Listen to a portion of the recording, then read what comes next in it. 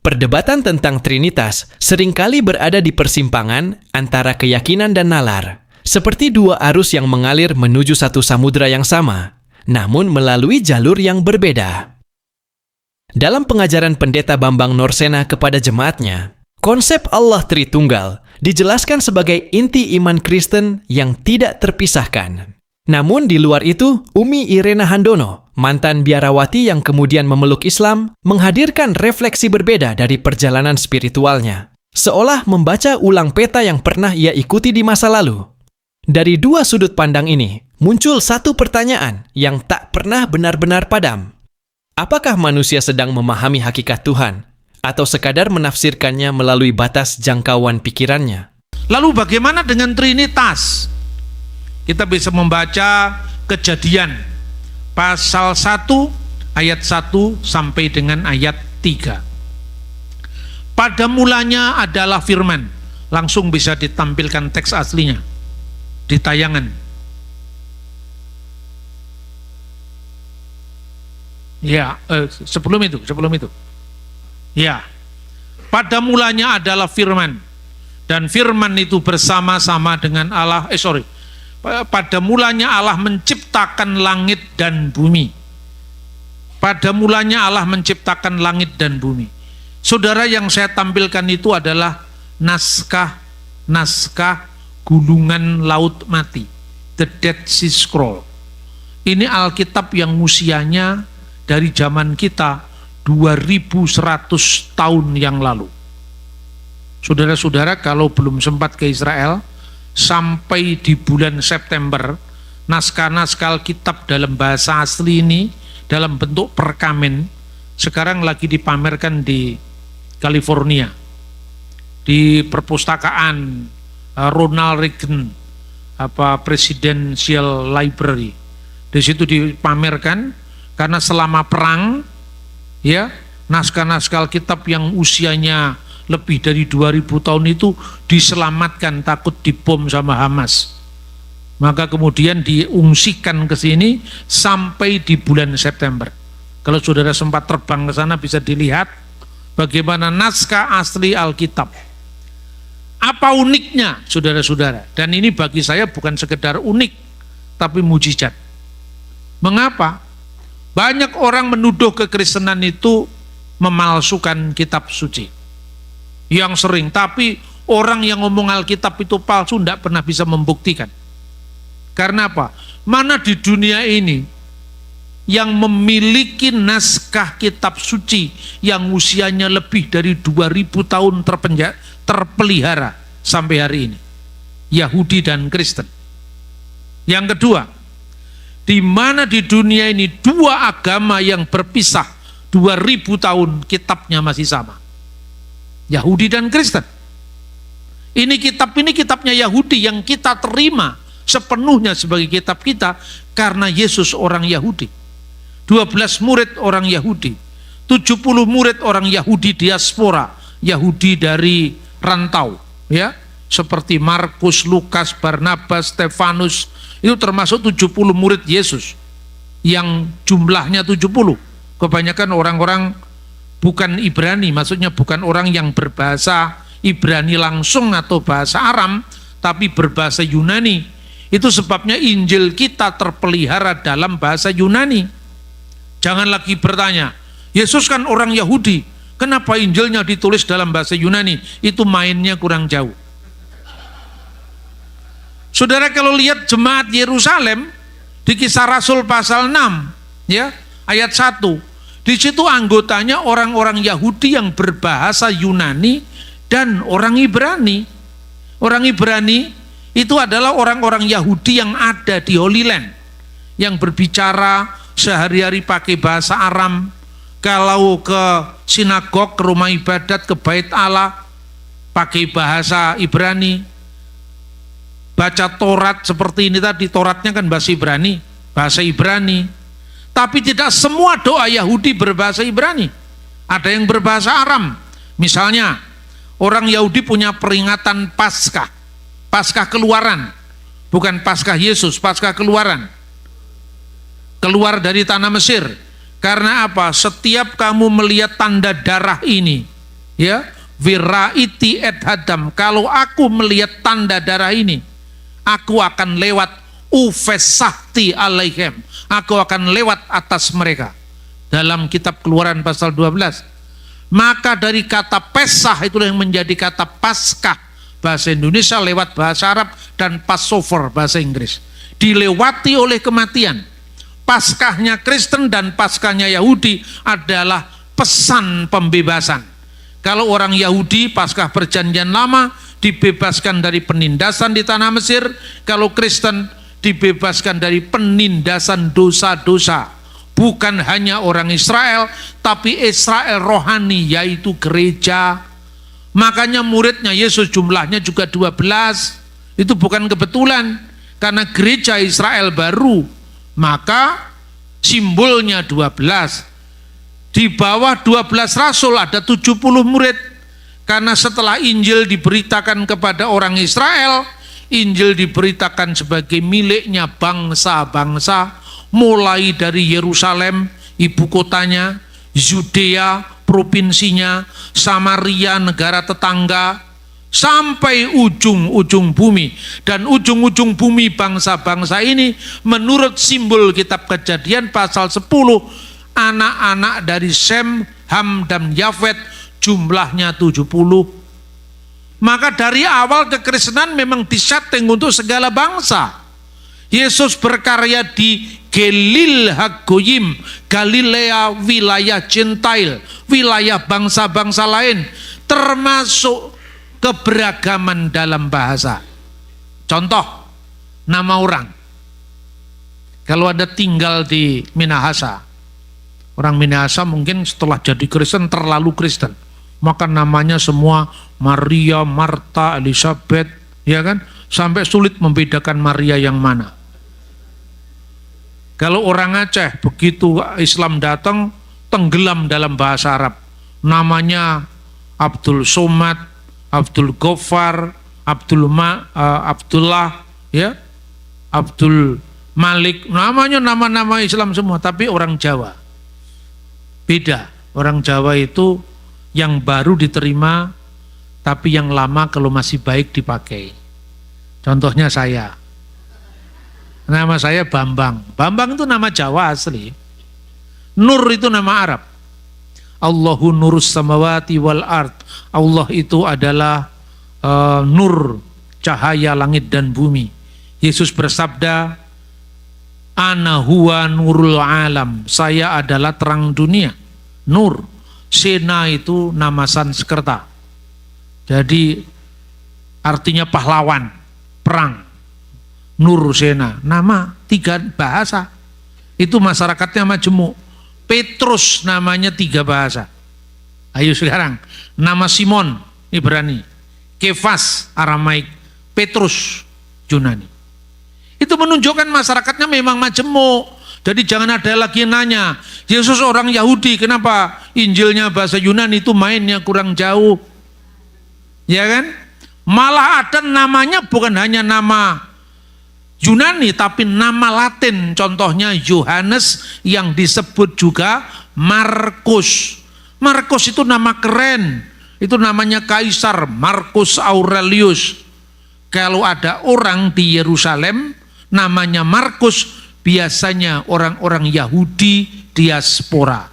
Makanya mamanya punya rumah besar, ada 2 lantai, rumahnya dibuat perjamuan suci Yesus. Di rumah Markus itu, mamanya Markus, adiknya, kakaknya adiknya itu namanya Barnabas. Maka Barnabas itu pamannya Markus, menyerahkan semua harta miliknya di bawah kaki para rasul. Itu ya orang Yahudi diaspora. Jadi bahasanya pasti bahasa Yunani. Maka konsentrasi pelayanannya, Petrus pergi ke arah barat, pergi ke Bitinia, pergi ke Asia Kecil sekarang Turki, pergi ke ke Iconium, Konya, dulu namanya Iconium, ya, ke arah barat. Perlu penerjemah karena Petrus tidak paham bahasa Latin, tidak paham bahasa Yunani dengan baik. maka Markus menjadi juru bicaranya Petrus. Ini fakta sejarah yang tercatat oleh abad-abad awal kekristenan. Jadi kekristenan tidak sama seperti agama Islam. Muncul hanya satu bahasa, ya, satu bangsa, satu sistem kalender, yaitu kalender Hijriah. Kristen lebih banyak daripada itu. Apakah yang dikatakan Yesus ketika Yesus memberikan perintah pembaptisan? Pergilah, jadikanlah semua bangsa muridku dan baptiskanlah mereka dalam nama Bapa dan Anak dan Roh Kudus. Ini lebih eksplisit lagi. Yesus mengajarkan pembaptisan dalam nama Bapa dan Anak dan Roh Kudus. Saudara-saudara, dalam teks bahasa aslinya, kata nama itu bentuk tunggal. Esto onoma, in the name, bentuk tunggal. Bukan dalam nama-nama. Yunaninya esto onomata, tapi onoma. To patros, keto iu, keto agiu, pneumatos. Bapa dan Anak dan Roh Kudus. Karena itu kalau di gereja-gereja timur, ya, kalau berdoa itu diawali dari Bismil ab walibni warrohil kudus al ilahil wahid amin. Bahasanya Arab kalau di negara-negara Arab, ya. Anda pergi sekali-kalilah datang ke gereja Maronit Libanon, nggak ngerti bahasanya Pak, dengarkan saja. Nggak usah nggak ngerti, nggak apa-apa, sudah ada pahalanya. Pahalanya apa? Minimum tahu bahwa kita mainnya agak jauh sedikit. Ya itu kan pahala itu artinya. Allah itu satu. Manusia yang duduk di sana satu orang. Apa satu orang yang duduk di sana sama dengan Allah yang adalah satu? Tidak. Karena duduknya manusia, berdirinya manusia itu terikat oleh ruang, terikat oleh waktu. Kalau hari ini saya ada di New York, saya tidak bisa hari ini pada saat yang sama saya ada di California. Aku di sini, engkau di sana. Tidak bisa. Aku di sini sekaligus di sana, nggak bisa. Itu hanya untuk Allah. Inilah yang namanya fisik. Tapi kalau Tuhan metafisik, contohnya Allah beserta dengan orang-orang beriman.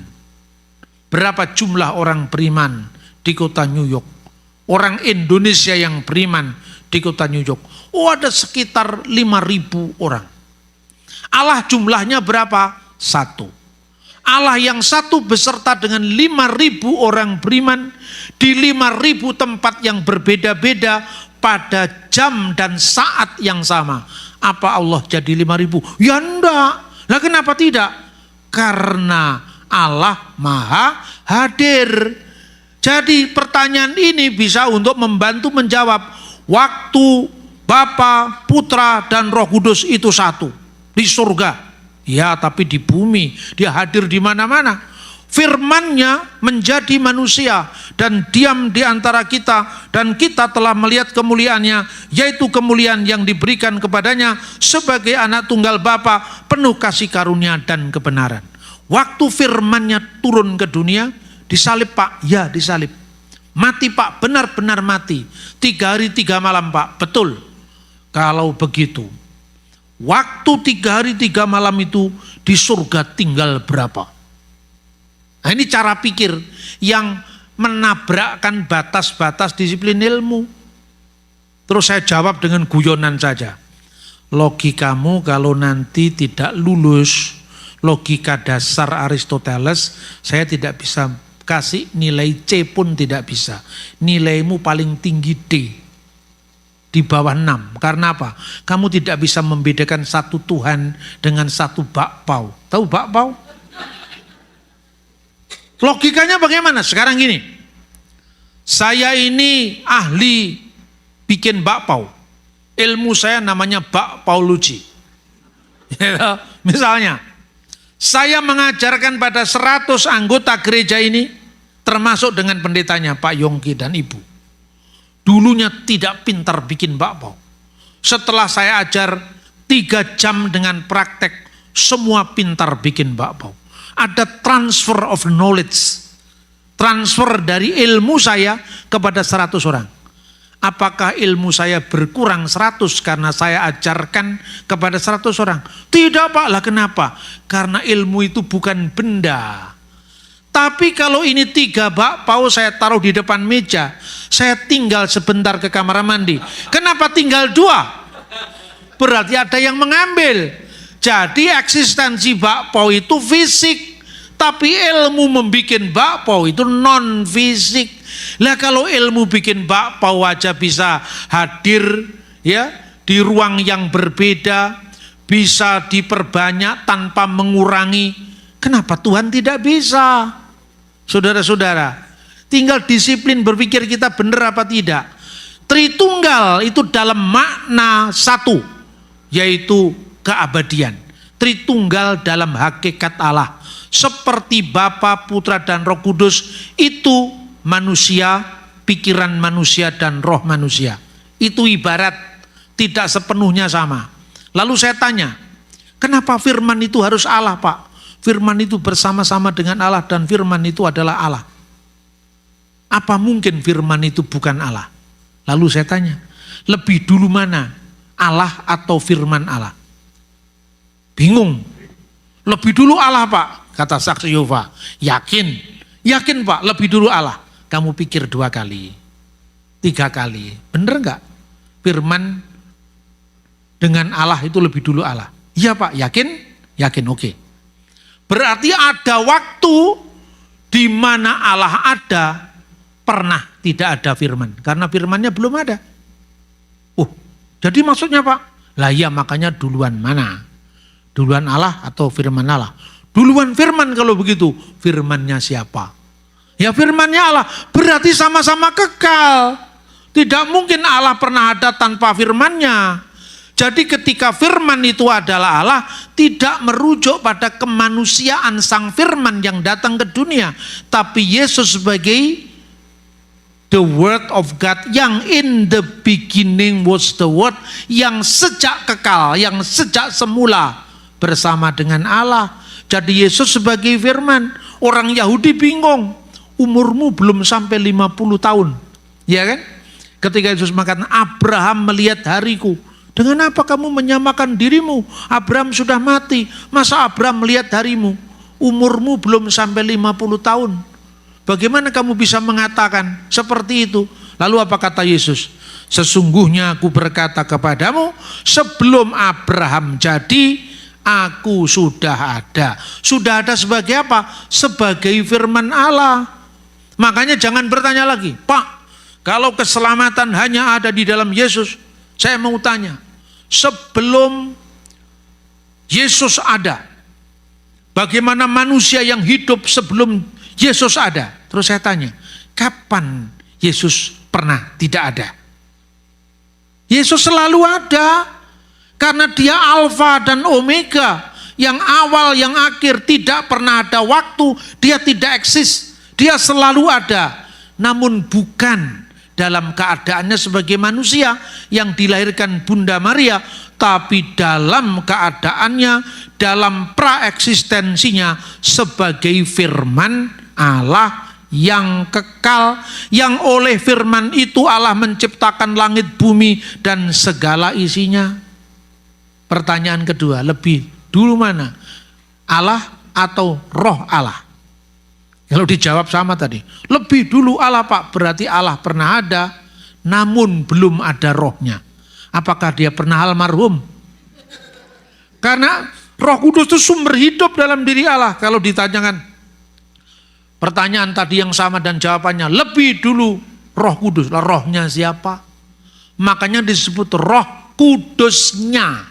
Nya di sini menunjuk kepada sang wujud, sang eksisten, yaitu Allah yang disebut Bapa. Jadi Bapa, Putra, dan Roh Kudus, ketiganya adalah satu.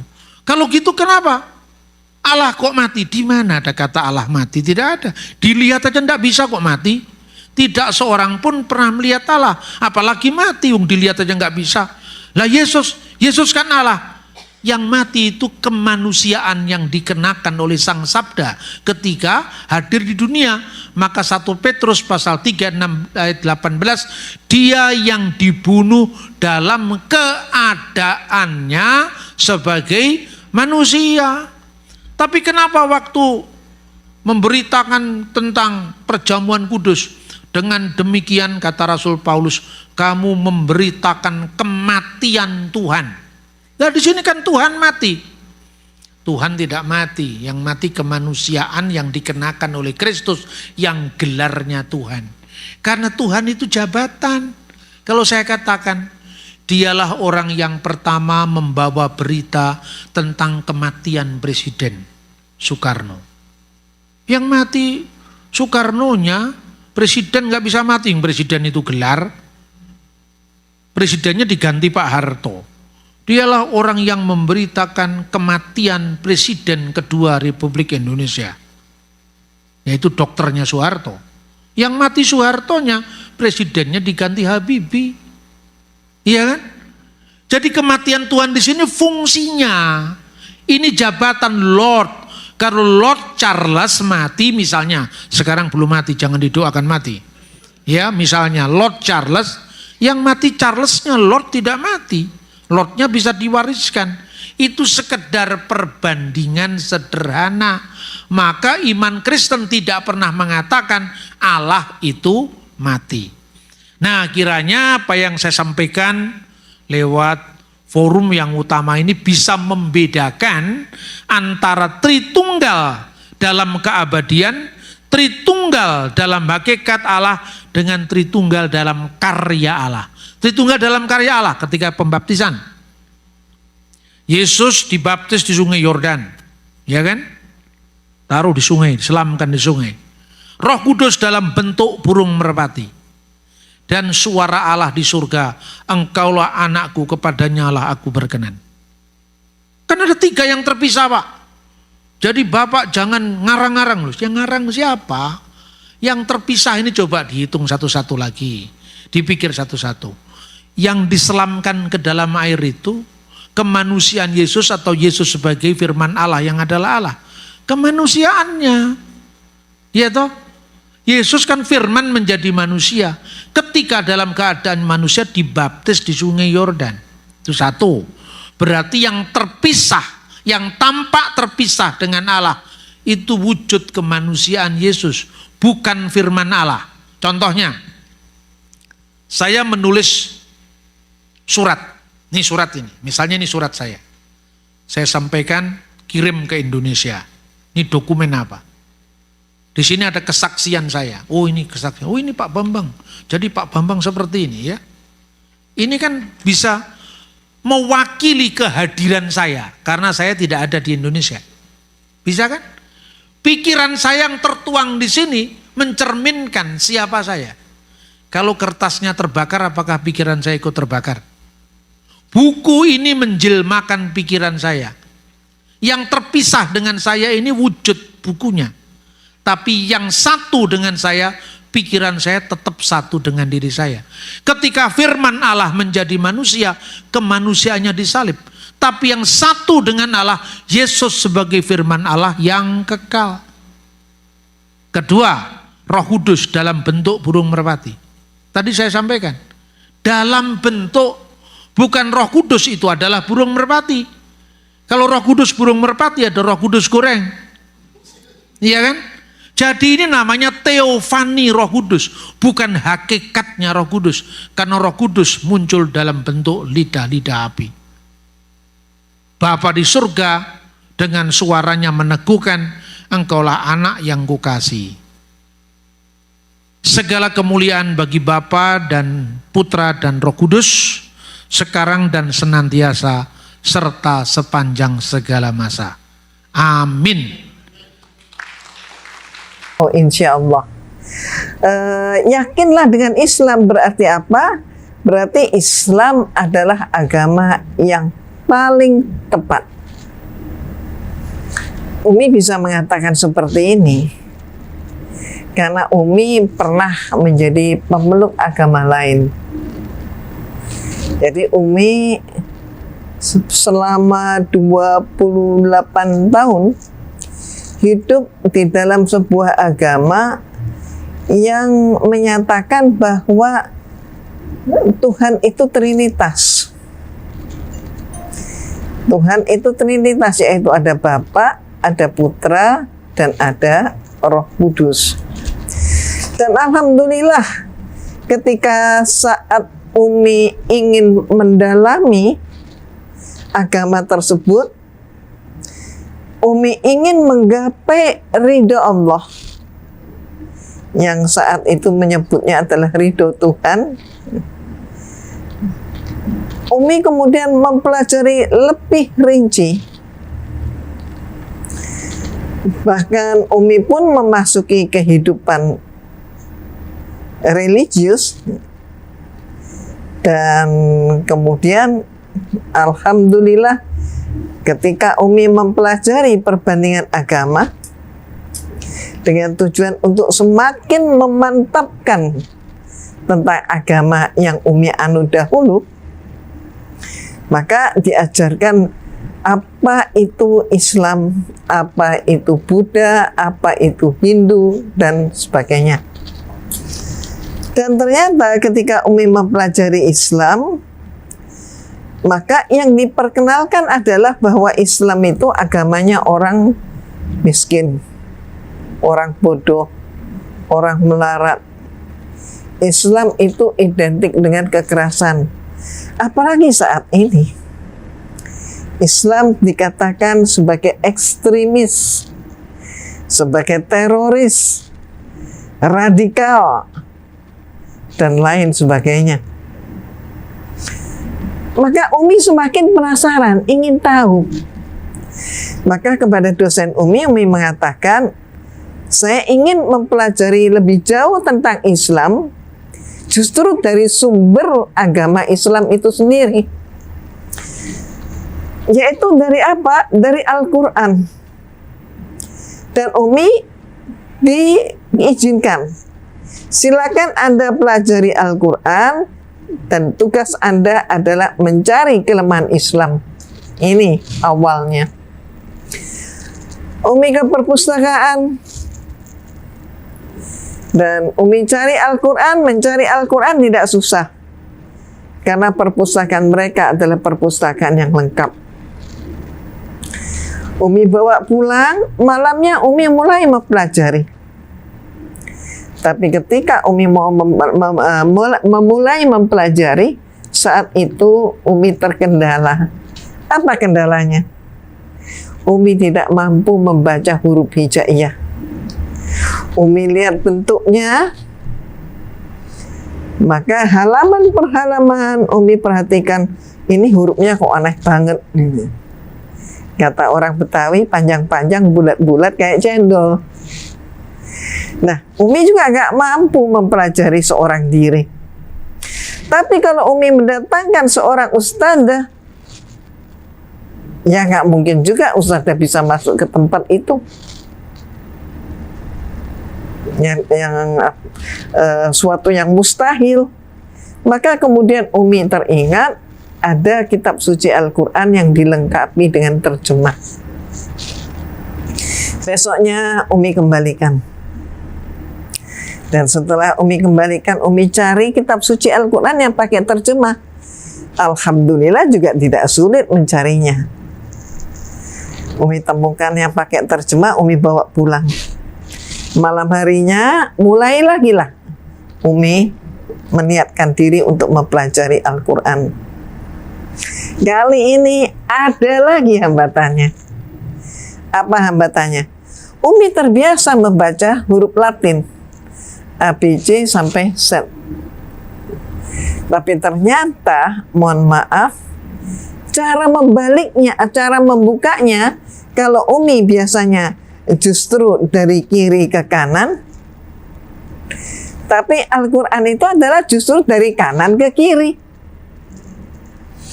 Maka akibatnya apa? Ayat-ayat Allah yang Umi pelajari awal-awal justru yang letaknya di belakang-belakang. Jadi bukan dari surat Al-Baqarah. Enggak, tapi yang dari belakang-belakang. Dan yang pertama kali Umi jumpai ketika membuka Al-Quran, yang Umi jumpai adalah justru surat ke-112. Apakah itu? Surat Al-Ikhlas. Maka Umi pun saat itu hanya mampu membaca dari terjemah. Katakanlah bahwa Allah itu ahad.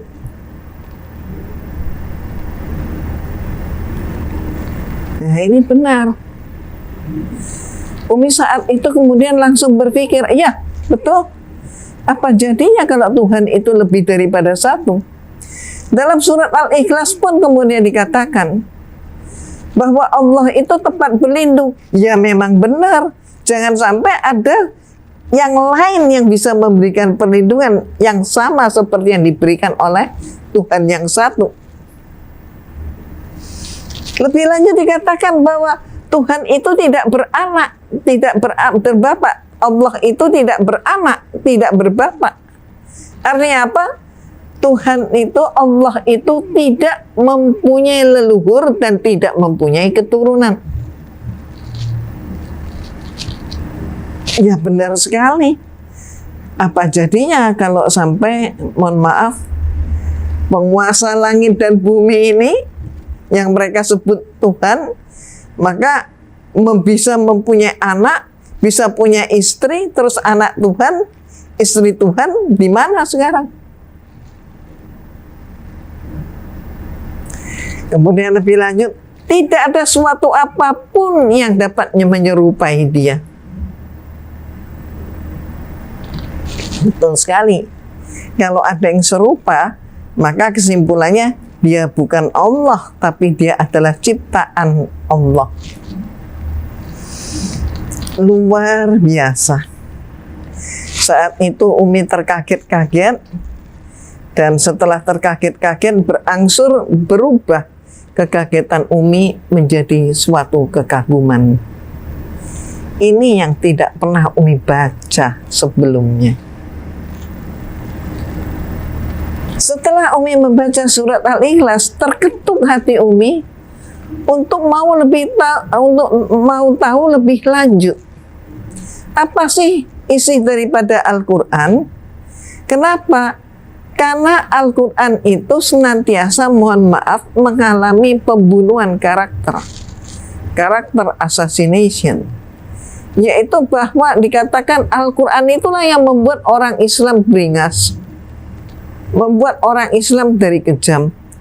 Al-Quran itulah yang mengajarkan orang untuk haus dengan perang dan seterusnya. Tapi demikian indah konsep tentang ketuhanan ini. Umi bisa menyatakan demikian ini karena Umi sudah mempelajari tentang sejarah agama yang Umi anut dahulu. Sampai juga Umi mempelajari bagaimana seorang nabi diproses menjadi seorang Tuhan. Sampai Umi mempelajari bagaimana awalnya suatu masyarakat yang mereka ini mempunyai Tuhan banyak, yaitu dewa dan dewi, dan kemudian karena kepentingan negara, kepentingan politik, maka kemudian mereka menyadari Tuhan banyak itu tidak kondusif. Maka harus ada penyempurnaan Tuhan, penyempurnaan dewa-dewi. Bagaimana mungkin misalnya ada dewa perang, ada dewa damai, ada dewi awet muda, tapi ada juga dewi kecantikan. Lah ini nggak ini juga kan? Ada kemudian dewa yang menjadi kegemaran pemudi, ada juga dewi yang menjadi kegemaran pemuda. Silakan coba tebak siapa dewi yang menjadi kegemaran pemuda? Zina. Siapa yang menjadi kegemaran pemudi? Bisa saja Samson. Samson, ya Samson. Dan Samson dikatakan anak Tuhan. Nah, macam-macam. ada dewi kesuburan, ada dewi kekeringan, ada dewi dingin, ada dewi dingin, dewi panas, atau dewa dingin, dewa panas. Nah, ini mereka sering kali berantem. Tapi di antara semua dewa-dewi itu, mereka mempunyai satu pimpinan, satu ketua.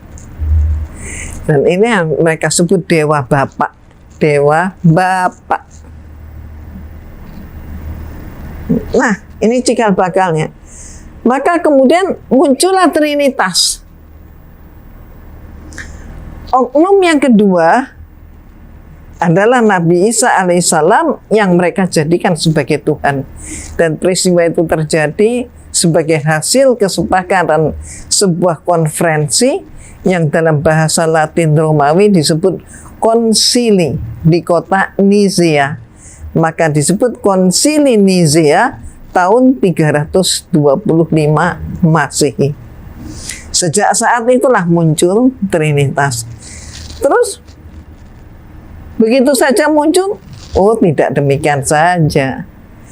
Sejarah menyatakan proses diterimanya konsili Nizea, putusan itu oleh orang-orang Romawi, itu prosesnya cukup panjang dan jangan kaget, berdarah-darah. Berdarah-darah. Nah, ini sejarah yang demikian ini yang mohon maaf banyak yang tidak tahu. Sehingga kembali lagi ketika Umi menemukan surat Al-Ikhlas, Qul wallahu ahad, Allahu samad, lam yalid walam yulad walam yakul lahu kufuwan ahad. Luar biasa. Kalau ada orang yang berbahagia karena menemukan harta karun, mohon maaf, kebahagiaan Umi lebih daripada itu dengan berjumpa dengan surat Al-Ikhlas. Maka tepatlah menurut anggapan Umi dan bisa dibuktikan bahwa Islam itu ternyata kalau kita meneliti dengan benar, seluruh nabi itu pun sudah beragama Islam. Seluruh nabi beragama Islam. Jadi kalau kemudian kita beragama Islam, ya berarti kita ini sama agama kita dengan semua nabi-nabi yang lain. Tapi sempurnanya Islam justru ada pada masa Rasulullah Sallallahu Alaihi Wasallam.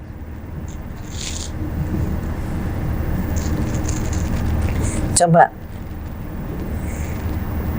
demikian agungnya, demikian indahnya Islam.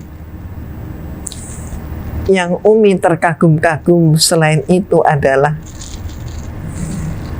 ternyata yang banyak beralih menjadi Islam justru adalah dari kalangan pemikir. Dengan kata lain, dari kalangan cerdik cendekia. Walaupun kenyataannya juga ada orang meninggalkan Islam, mengingkari Islam, ada. Tapi kasusnya kasus yang terbalik. Islam, agama yang demikian mulia, agama seluruh nabi, yang Umi katakan kesempurnaannya ada pada masa Rasulullah Sallallahu Alaihi Wasallam, setelah demikian banyak diubah-ubah oleh para pengikut Nabi sebelumnya. Ini bisa kita lihat Al-Quran itu tidak lekang oleh zaman.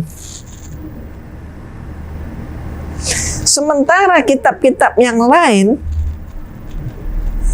harus mengalami penyempurnaan, perubahan, diedit. Bahkan ada ayat yang kemudian dianggap oh itu sudah nggak perlu dipakai. Sekarang sudah berbeda zamannya. Mohon maaf, seringkali Umi bertanya, bagaimana mungkin ya Kalau memang kitab itu bersumber dari wahyu Allah, mengapa harus disempurnakan? Suatu contoh yang sudah banyak kita ketahui, misalnya saja tentang babi. Ternyata semua nabi pun mengharamkan babi. Tapi ternyata di dalam kitab Imamat pasal 11 ayat 7, tahun-tahun yang lampau, di bawah, katakanlah di bawah tahun 60, dinyatakan babi itu haram. Tapi coba cek di dalam kitab yang ada sekarang, Imamat pasal 11 ayat 7, isinya apa? Babi hutan itu haram. Jadi berarti ada sisipan, ada tambahan kata hutan. Jadi apa bedanya babi dengan babi hutan? Mereka katakan kalau babi hutan itu kotor, kalau babi ternak, babi kota itu sudah dikandangin, sudah bersih katanya. Ya tetap aja babi. Kenapa sampai kemudian terjadi penyempurnaan ini? Apakah Allah berfirman tidak sempurna? Ini suatu pertanyaan yang sangat menggelitik. Demikian juga banyak ayat-ayat yang lain. Nah, sehingga kalau kita ingin berbicara lebih ke dalam lagi, di antara ayat-ayat Al-Quran yang diturunkan pada masa Rasulullah SAW, padahal sekarang adalah sudah masuk di dalam abad ke-21, ternyata, mohon maaf, masih juga ada ayat-ayat yang belum dipahami secara lengkap saat ini.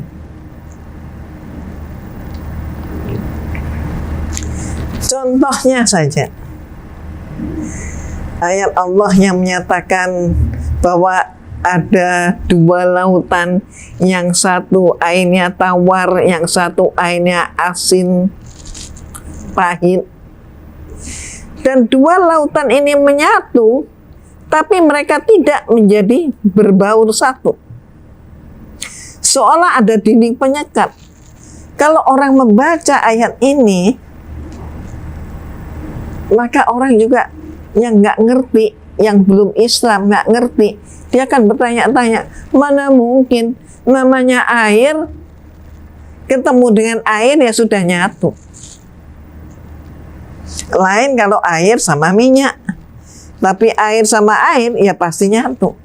Tapi ternyata itu pun ayat Allah itu terbukti. Nah, oke. Kita tambah lagi satu ayat Allah yang menyatakan bahwa di dasar laut itu ada api. Orang yang tidak mengerti, orang yang tidak paham, mereka akan menyatakan, mana mungkin dalam laut ada api, sementara api terkena air padam. Tapi kenyataannya apa? Memang betul-betul para peneliti menemukan bahwa di dasar laut ada api. Luar biasa. Kita berbicara lagi misalnya tentang gunung. Ayat Al-Quran menyatakan, lihatlah, gunung-gunung itu bergerak seperti bergeraknya awan. Orang yang tidak mengerti, orang yang tidak paham, mereka mengatakan, ya gunung ketika kakek saya, zaman kakek saya, sampai ayah saya, sampai zaman saya, ya gunung Kelut, gunung Lawu, gunung Bromo, dan gunung Kerinci, dan semua gunung-gunung yang lain, ya tetap di situ, tidak berubah. Tapi apa yang terjadi? Setelah terjadi penelitian pada masa pecah perang Teluk yang pertama, Arab Saudi meminta bantuan dan membayar mahal kepada Amerika. Untuk apa? Memasang satelit mereka. untuk mendeteksi seluruh detak kehidupan di Jazirah Arab Saudi. Maka pada saat itulah Telestor mencatat bahwa ternyata pegunungan Negev setiap tahun bergerak ke arah utara 4 inci.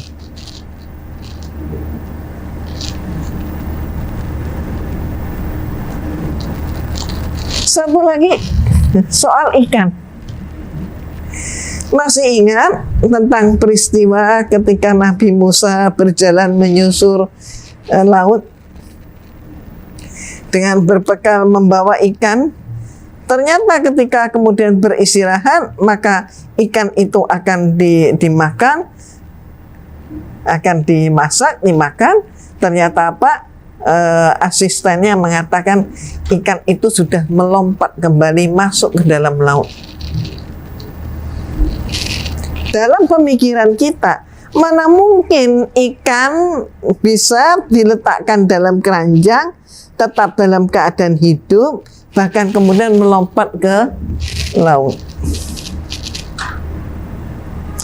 Ternyata beberapa waktu yang lalu peneliti menemukan di suatu wilayah di Afrika, ternyata ketika air laut pasang menghempaskan pasir, lumpur dan sebagainya, maka yang tidak terelakkan adalah juga menghempaskan ikan. Begitu ikan itu menggelepar, maka terbungkuslah dengan pasir, dengan lumpur itu. Dan pembungkus itu kemudian menjadi tebal, dan ikan itu terbungkus. Ketika kemudian mereka ini mencangkul tanah di pesisir tadi, kemudian ada yang mendapatkan apa ini? Seperti seperti ketela pohon begitu ya, memanjang. Apa ini? Tapi kemudian ketika ditekan, diremas, ternyata terlepas itu adalah ekor ikan, dan ikan itu masih hidup.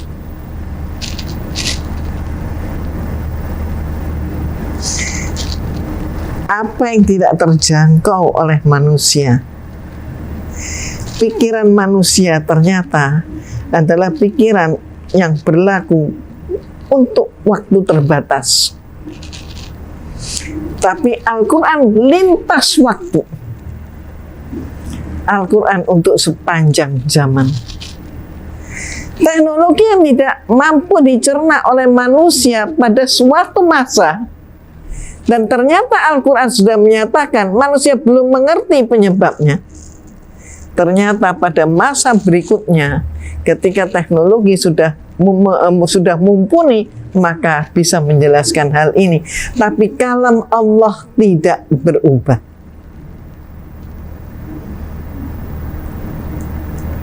Maha benar Allah dengan semua firman-Nya.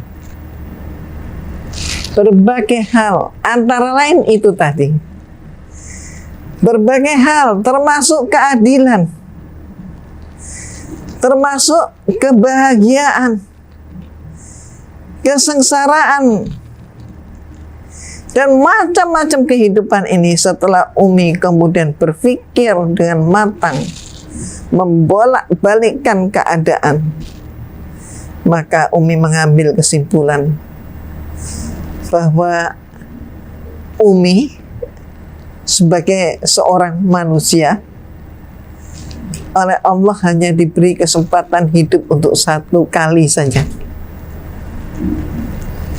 Tidak ada kehidupan yang kedua, ataupun ketiga, ataupun yang keempat. Dalam Islam tidak dikenal reinkarnasi. Kalau Umi tidak mengakui,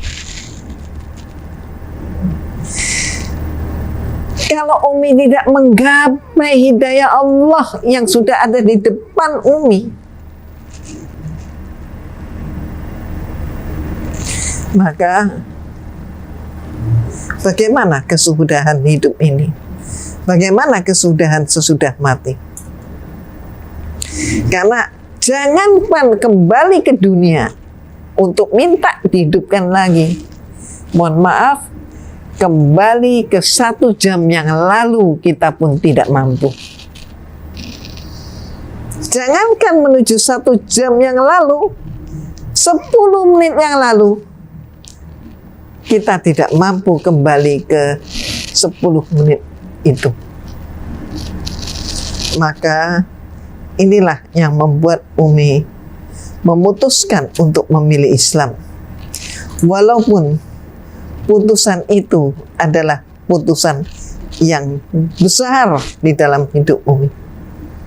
Putusan yang besar. Itulah titik awal berubah. Maka saudara-saudara dan ananda seluruhnya, kapan lagi? Selagi masih ada waktu, selagi Allah masih memberi kesempatan kepada kita. Kalau kita tidak menggunakan kesempatan ini, jangan sampai lewat. Maka ayo berubah. Ayo hijrah. Hari ini kita harus lebih baik daripada kemarin. Dan ingat, esok harus lebih baik daripada hari ini. Ayo hijrah. Kapan? Sekarang juga. Jangan menunda waktu. Umur itu milik Allah.